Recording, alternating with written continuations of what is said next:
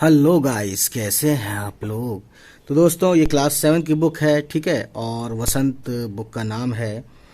NCERT की book है ये। तो ये पढ़ते हैं और उसमें जो हार्ड वर्ड आएंगे उसको हम बताएंगे आपको।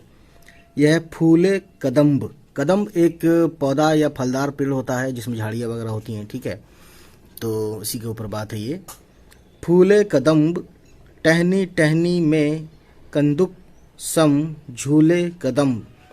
टहनी टहनी तो समझ रहे हैं कि कंदूक सम यानी कंदूक जो है की तरह कदम जो है झूलता है ना। कंदूक बोलते हैं पेड़ पौधे पर निकली हुई गोल गोल जो वो होती है ना, इस पे जॉइंट जो होते हैं पेड़ पौधों पे गोल गोल निकला हुआ बल्जिंग आउट, है ना।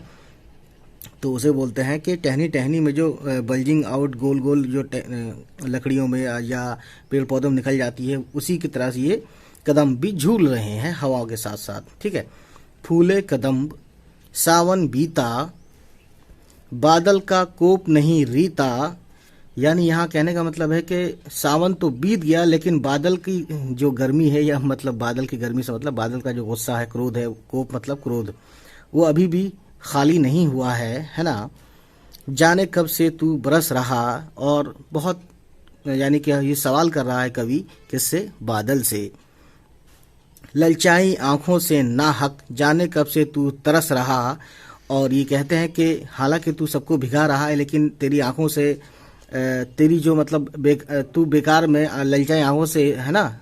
तू बेकार में यानी बादल से सवाल है कि तू बेकार में ललचाई आंखों से, है ना, जाने कब से तू तरस रहा। यानी जो तेरा तरसना है, तेरा तड़पना है, ये हम तेरी आंखों से झलकता है, दिखता है।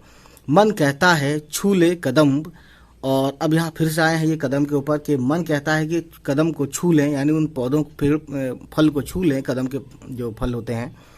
फूले कदम यानी कदम फूल चुके हैं, निखर चुके हैं, खिल चुके हैं, फूले कदम, है ना। तो ये सब कहानी है इतनी सी कदम के ऊपर। ये कवि हैं इसके नागार्जुन। अब हम बात करते हैं, ठीक है। ये सिर्फ रीडिंग के लिए था, एग्जाम में नहीं आता है ये। अब हम बात करेंगे, ठीक।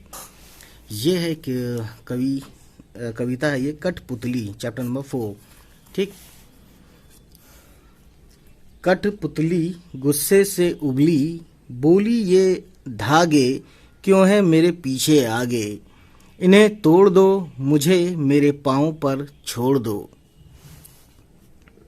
सुनकर बोली और कठपुतलियां कि हाँ बहुत दिन हुए हमें अपने मन के छंद हुए।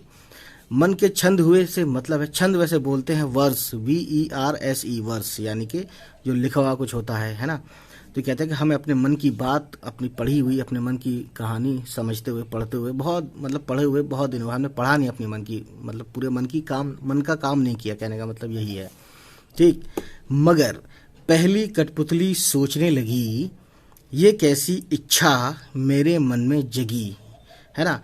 यानी कि एक उनमें से बाकी तो सब कहती है कि हाँ हाँ ऐसा नहीं होना चाहिए, लेकिन एक कठपुतली जो होती है वो थोड़ा सा सोचने लगती है कि जैसा सब सोच रहे हैं हम ऐसा करने से पहले एक बार सोचना पड़ेगा कि ये सही भी कर रहे हैं कि नहीं।